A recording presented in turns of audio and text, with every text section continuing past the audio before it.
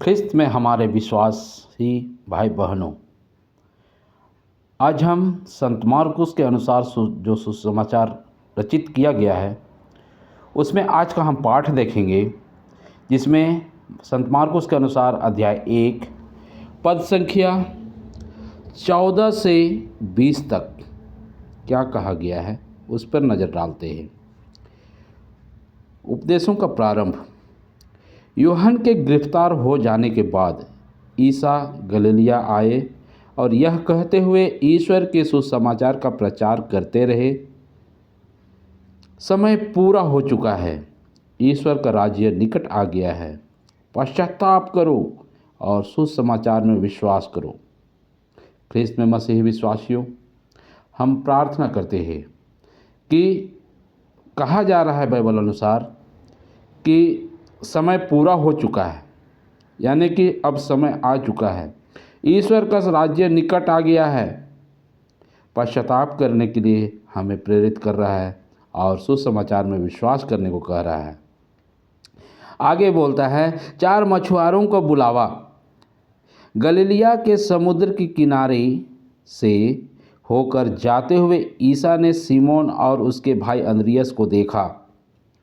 वे समुद्र में जाल डाल रहे थे क्योंकि वे मछुआरे थे।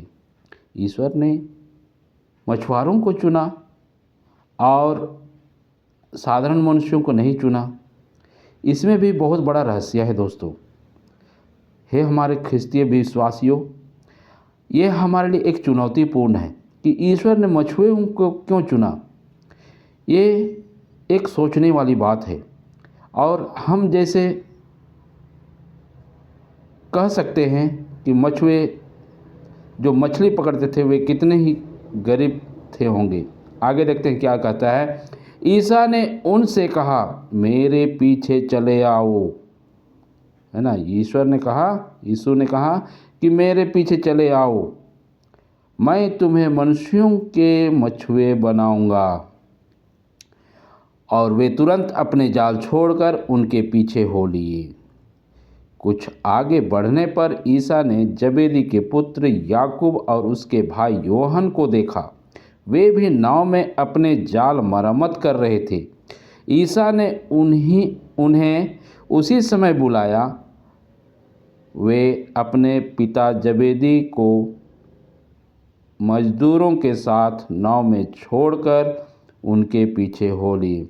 ख्रिस्त में मसीही विश्वासियों, हम परमेश्वर को धन्यवाद दें कि वे और उनका निर्णय, उनका सोच आम जनता के लिए किस प्रकार से एक चुनौती देता है।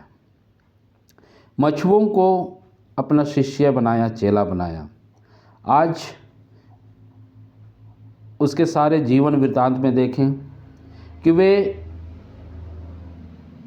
ज़्यादा रईसी वाले लोगों को कोई तवज्जो नहीं दिए, लेकिन कोई पापी, कोई अंधा, कोई लंगड़ा, कोई बहरा, तो कोई समाज से गिरा हुआ इंसान, उन्हीं लोगों को यीशु ज़्यादा ध्यान दिए।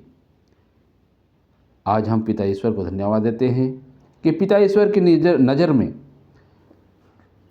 कोई भी अछूता नहीं है और ईश्वर बहुत दयालु है। ईश्वर परम प्रेम है। ईश्वर की दयालुता सारे विश्व में छाया हुआ है। वो किसी को दूर नहीं देखना चाहता। उनका साफ कहना था, एक लाइन में कहा था उन्होंने कि जो पहले से नहाया हुआ है उसको नहलाने की कोई ज़रूरत नहीं है। कहने का मतलब यही है दोस्तों कि जो पूर्व संपन्न हो उसको संपन्न करने की आवश्यकता नहीं है, लेकिन जिसको ज़रूरत है उसको हमें उठाने की ज़रूरत है।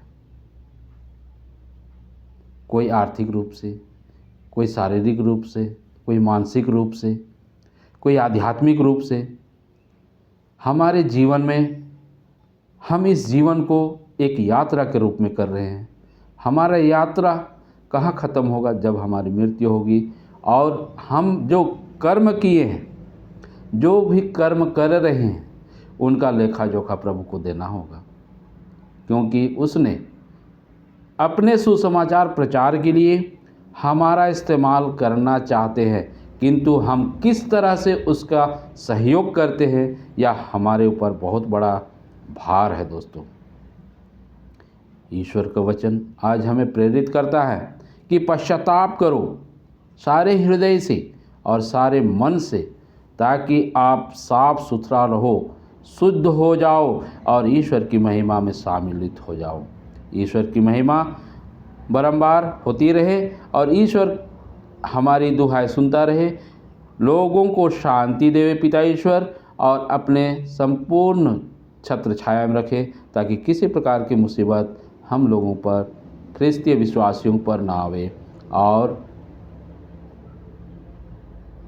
यह वचन आज हमें यह सिखाता है कि हमें उदंडता नहीं, घमंड नहीं, गर्व नहीं, बल्कि एक क्षमा मांगने के लिए एक गिड़गिड़ाता हुआ एक इंसान के रूप में अपने को नम्र बनाना है, अपने को विनीत बनाना है और ईश्वर के वचन में विश्वास करते हुए दोस्तों आज के जीवन को जीना है और हमें आगे बढ़ना है।